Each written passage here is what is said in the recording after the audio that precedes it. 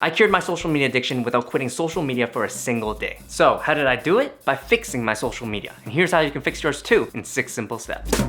Okay, you're probably wondering, what do I mean by fixing social media? Let me explain real quick. Social media is broken. I'm sure you're already aware of some of its problems. It's often a huge time waster and distraction in our lives. The amount of information and misinformation it shares with us overloads our minds with clutter. Toxicity is everywhere, and its constant display of other people's highlights have been linked to promoting envy, anxiety, loneliness, depression, and suicidal thoughts. The biggest problem with social media is that each platform is designed and developed to be an addictive, dopamine-releasing machine, with its main goal of trying to get you to stay on for as long as possible. That's why even if you're familiar with all of what I just said, you probably still find yourself subconsciously opening your phone and scrolling endlessly. It's not because of you. It's because of them. This is the moment when YouTubers would tell you to uninstall your apps, throw away your phone, and go on a 30-day digital detox. I'm not gonna tell you that. Instead, I think there's a better way to cure your social media addiction. Hear me out. How I see it, social media platforms are made of 2 kinds of features. Addictive features like the feed and notifications, and useful features like chat, search, and events. These useful features are really helpful with making everyday life convenient. So when I first noticed I was addicted to social media, I felt like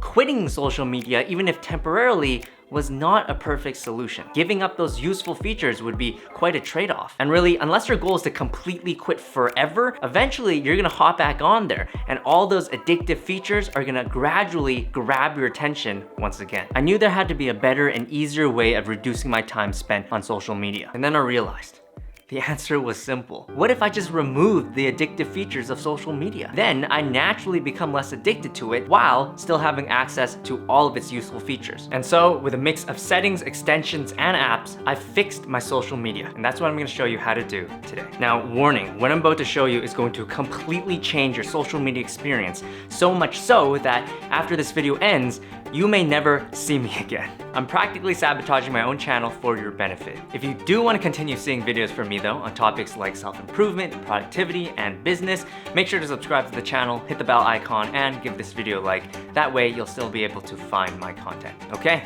Let's get fixing. I'll be specifically covering how to modify YouTube, Facebook, Instagram, Twitter, and LinkedIn on the Chrome browser, Android, and iPhone. Links to everything mentioned will be in the description. Step 1, hide the feed. The feed is the main attraction of social media platforms, and its only job is to feed you addictive content. So it's time for you to go on a diet. On the computer, you can hide your feeds all at once by installing Undistracted. This single Chrome extension will remove your home feed on YouTube, Facebook, Twitter, and LinkedIn, as well as even Reddit and Netflix. For Instagram, you'll need to install the InstaFeed Eradicator extension. Now, on the phone, it's not as easy to hide all your feeds across all platforms. For Facebook and Instagram only, the closest thing to it is by using the Messenger and Threads apps, which are their chat-only versions. Since these apps are limited in features and are not an option for other social media platforms, I'm just gonna tell you to rely on steps 5 and 6, which we'll get into in a bit. Step 2. Hide recommendations. I'm gonna take a guess that YouTube recommended this video to you. Recommended content is social media's secret sauce of getting you to stay longer on it. How it works is that social media algorithms learn what type of content you like to see from your past behavior, and then suggest more content like it to you in hopes that you consume it. This is what causes you to fall down those endless rabbit holes. It's time to fill those rabbit holes up. On the computer, if you followed step 2 and hid your feed, most recommended content should already be hidden. However, to hide the suggested videos under each YouTube video, you're gonna want to toggle hide up next suggestions on Undistracted. Also, to hide the explore pages on Twitter and on Instagram, you'll want to toggle on hide trends on Undistracted and hide suggestions on InstaFeed Eradicator, respectively. Just like the feed, there isn't really an easy way to hide recommended content on your phone apps. So again, I'm just gonna tell you to rely on steps 5 and 6 for the phone. Step 3, hide comments. If you're like me, you have a love-hate relationship with comments. Some comments are great because they expand on ideas, dispel misinformation, and answer questions, but some, or rather most, do not add much value. So they gotta go. To hide comments is easy on the computer. If you followed step 2 and hid your feeds, you would have hidden most comment sections by association. The exception is YouTube. Luckily, the Undistracted extension has an option to hide YouTube's comments. Once again, just like the feed and recommended content, it's hard to hide comments on phone apps. For the last time, I promise I'm gonna tell you to rely on steps 5 and 6. Step 4, turn off notifications. Did you hear any notification sounds earlier in this video and went to go check your phone and realized that it wasn't from your phone? Don't worry, you weren't going crazy crazy. I actually added those sounds in just to prove the point that we are conditioned to immediately respond to notifications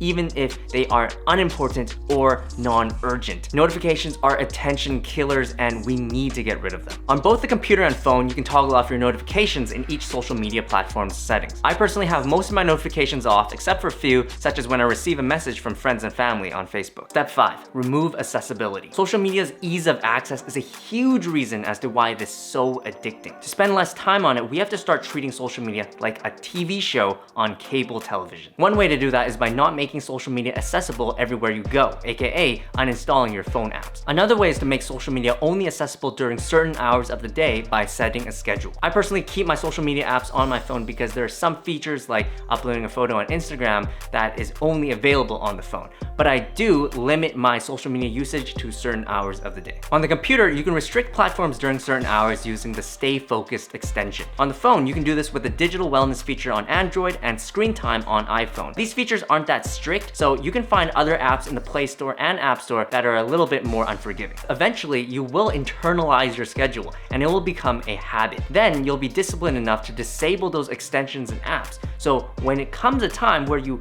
really do need to use those useful features on social media, nothing will block you, and you'll trust yourself that you're only using it for important matters. One last way to remove accessibility is to make social media hard to open up in hopes that you give up in the process. This is because we humans are naturally lazy, and that the longer it takes to do something, the less we are willing to do it. On the computer, you can make websites longer to load with a delayed gratification extension. On the phone, you can remove your apps from your home screen or make them require a password to delay your access to them. This last way is inspired by the 20-second rule, which is a tip that suggests that to break a bad habit, we should make it 20 seconds or longer to carry out. The 20-second rule was coined by Sean Acor, and I learned it while watching Thomas Frank's class on Skillshare, Productivity for Creatives. Speaking of which, I am super excited to announce that this video is sponsored by Skillshare. Skillshare is an online learning community with thousands of inspiring classes for creative and curious people. Class topics range from productivity to business to filmmaking to countless others. Skillshare is curated specifically to help you grow and features premium content that you have unlimited access to for less than $10 a month. So if you're looking to learn new skills, make sure to check out Skillshare. The first 1,000 people who click the link in the description below will get a free trial of Skillshare Premium membership, so don't miss out. Now, we're on to step 6, unfollow. With notifications off and the feed, recommendations, and comments hidden on your computer, the only way content can reach you now without you deliberately searching for it is through your subscriptions page and your phone. Because your phone apps will still have their feed, the best we can do to make them as least distracting as possible is to go on a mass unfollowing spree. Unfollow, unfriend, and unsubscribe from every single person and channel that doesn't add value to your life. You probably have to say goodbye to the memes. If there are certain accounts you don't want to see anymore, but you don't want to unfollow either, all platforms have the option to mute accounts as well. Muting simply hides their posts without unfollowing them. On every platform except for YouTube, you could actually unfollow and mute